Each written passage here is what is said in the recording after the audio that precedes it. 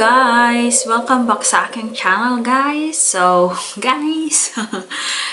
sa lahat ng mga bago guys, welcome kayo sa aking channel guys. So kung hindi ka pa nakapag-subscribe, please don't forget to click like and subscribe. So ang video na ito guys ay gusto ko lang i-share kung paano ako dinala ng aking boyfriend dito, which is asawa ko na ngayon. So, shout out kay Ate Jovelyn Morales na siya yung nagpapa-shout out sa isa sa mga comment at nagpapa-share kung paano daw ako dinala dito ng aking boyfriend. Ay, aking asawa pala. So, unang-una guys, nagpagawa kami ng invitation letter na Romanian at saka English translated. So, since sponsored ako guys, siguro welcome sa mga LDR na never pa nag-meet at saka sponsored lang din. So, welcome guys sa aking channel. So, ito na yung mga requirements guys. So, siguro yung pinakabukod guys, ilalagay ko na lang sa description. So, ayun nga, unang-una ang ginawa namin, yung boyfriend ko, nagpagawa ng invitation letter na naka-Romanian at saka English. Kasi mas malinaw na. Next, Romanian, ang ano guys, ito, magpapagawa kayo sa notary public dito sa Romanian. Siya na mismo yun, alam niya kung yung boyfriend nyo, alam naman niya siguro kung saan yung mga notary nila, di ba? So, yun. Ang kinailangan naman doon ay yung passport ko, yung reserve ticket na flight ticket, at saka yung ID card. Pagkatapos noon, nung nakuha niya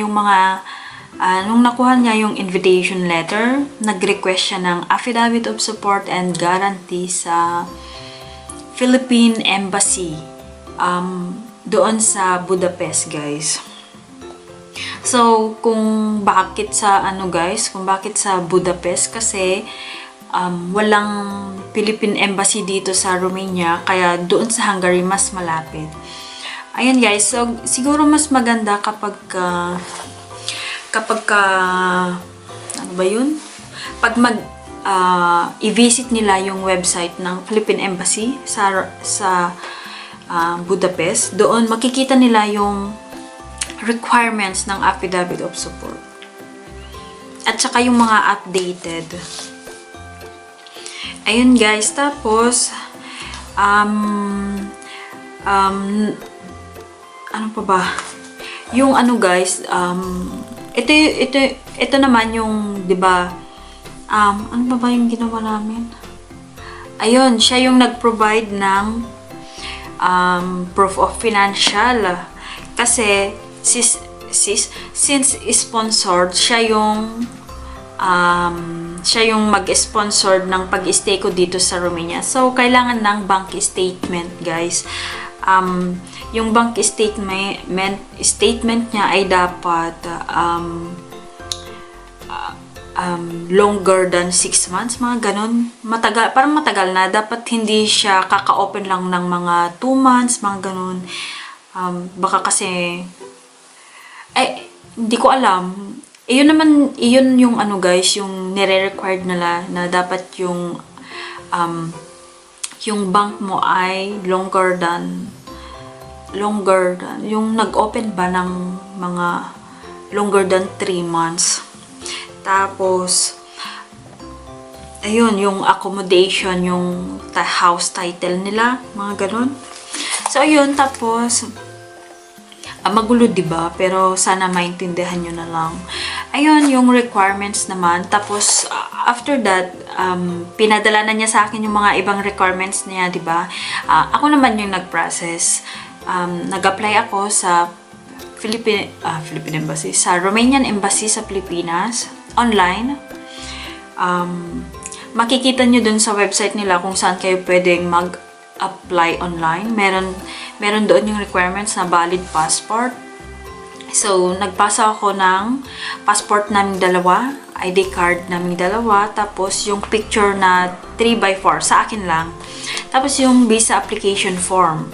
So, paano mo makukuha yung visa application form ay kapag nasend mo na lahat through online, yung mga requirements, tapos dun sa completion, complete, mga ganun. Pag na-complete mo na lahat, sa pagpasa, meron doon save at saka download. So, isi-save mo siya, tapos ida-download mo para magkaroon ka ng visa application form.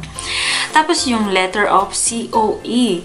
Ito naman, kapag may work ka pa, current, yung tama ba yung tamang word? Kapag kasalukuyan kang nagtratrabaho, yun, kailangan ng COE. Pero kapag wala naman, guys, wag mo na lang ilagay. Tapos, ito yung flight ticket na round trip ticket. Kailangan may return ticket ka, guys. And reserve ticket lang, guys. Huwag kayong bumili, guys. Kasi komplikado yung mga embassy, guys. Hindi sila nagbibigay agad-agad ng appointment. Kaya nire-require nila na reservation ticket. And then, medical insurance. Yun. Valid international at saka Schengen country. Tapos, ayun na yung invitation letter, affidavit of support, and proof of financial and proof of accommodation. Yun yung mga guys, yun yung mga requirements doon sa visit visa kasi yun yung in-applyan ko. Tapos, additional, family ties, cover letter, at saka kapag wala ka naman nun, declaration on returning in the Philippines. Yun. Isa sa mga hinahanap nila na nagpapatunay na babalik ka talaga sa Pilipinas. Tapos yung itinerary. Itong dalawa, guys, yung cover letter, yung mga ganun, declaration, tsaka itinerary, ipapanotary nyo, guys, para mas sure at saka para mas valid siya. So, yun lang, guys. Kung naintindihan nyo tong video ko na to, salamat. At pag hindi nyo naman naintindihan, pag may gusto pa kayong maliwanagan, siguro i-visit ninyo yung website ng Romanian Embassy para doon ninyo makita yung mga updated list of requirements nila. Yes, kasi doon lang din naman kami nagbabase. Doon lang ako nagbase, guys, kung ano yung mga requirements nila. Yun lang. Tapos, kasi ngayon, Schengen na siya. So, parang, hindi ko alam kung paano yung requirements nila.